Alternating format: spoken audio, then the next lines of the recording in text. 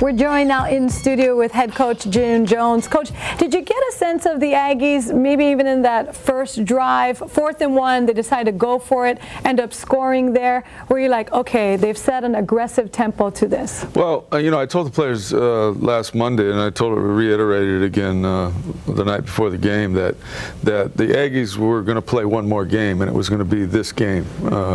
They really should have won 2 of the 5 games. They should have been 2 and 3 coming in here. They played Oklahoma. They didn't quit against them. They played really hard. And I knew the Aggies were going to play one more game. Now, they may struggle from here on, but I knew they were going to play last night. They definitely showed up. A lot of the players, the Warriors, saying a common theme for them. They said, we got off to a slow start. Was it something Utah State was doing, or would you say it was more of what Hawaii was doing that happened? Well, I think the kickoff return for a touchdown, we knew that they were, a very, very good kickoff return team and a very dangerous returner. And, I remember saying we're going to know right away what kind of game we're in when that guy returns the ball. And guess what? He takes it back for a touchdown. So, we played hard. We did the things. We're a little disappointed. We gave up the big play on defense and threw the 1 interception late in the game. I was trying to get through. I really wanted to get through the game with no turnovers.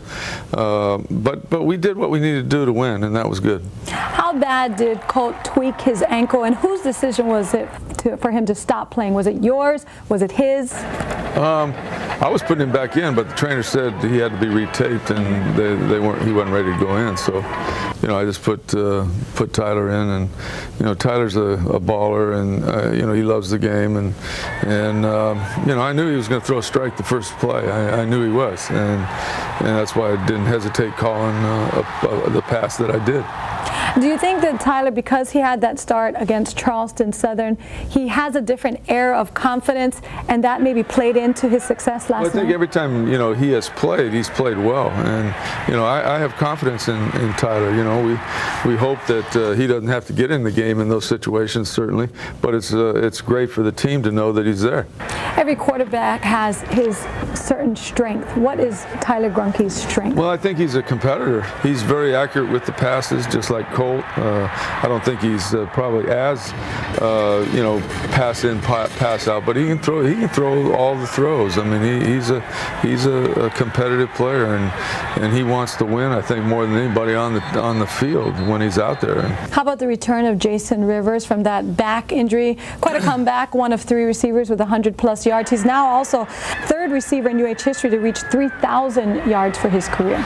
Well, Jay Rivers had tremendous 2 years in a row. I felt bad, his back bothered him for 2 games, and he didn't, he really wasn't himself. He tried to push himself to get in. I'm glad I held him out because I saw him again like he was before, and I think everybody understands that he's a real key, and I tried to get him right away involved early in the game. As we switch to the other side of the ball, defensively, Hawaii able to come away with 6 more sacks against Utah State. That now puts Hawaii at 6th in the nation for sacks.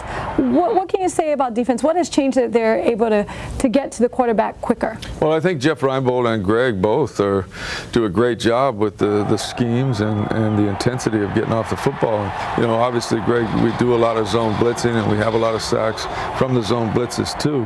How about Solomon Elimimian? I felt like when I was watching the game that he was in on every single tackle, and then I look at the final stats. Well, 20 tackles, he pretty much was. Well, he is everywhere. He's got that little football gear, and just like he did in high school, and that's why we took him, and that's why we wanted him. He made all the plays on the field, and I think he's in better shape this year than he's ever been in reporting, and I think it's paid off.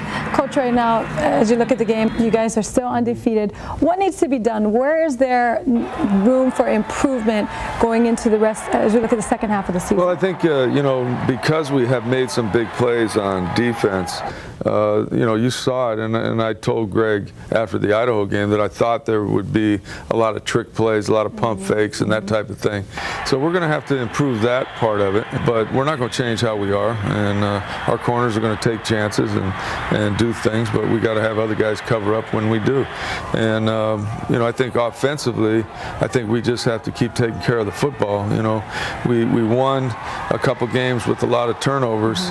and that doesn't happen very often. And we got to take care of the football when we catch it, finish with it, and the running backs got to finish with it. And we got to just end up with the ball in our hands after every play. Banging on your eardrum.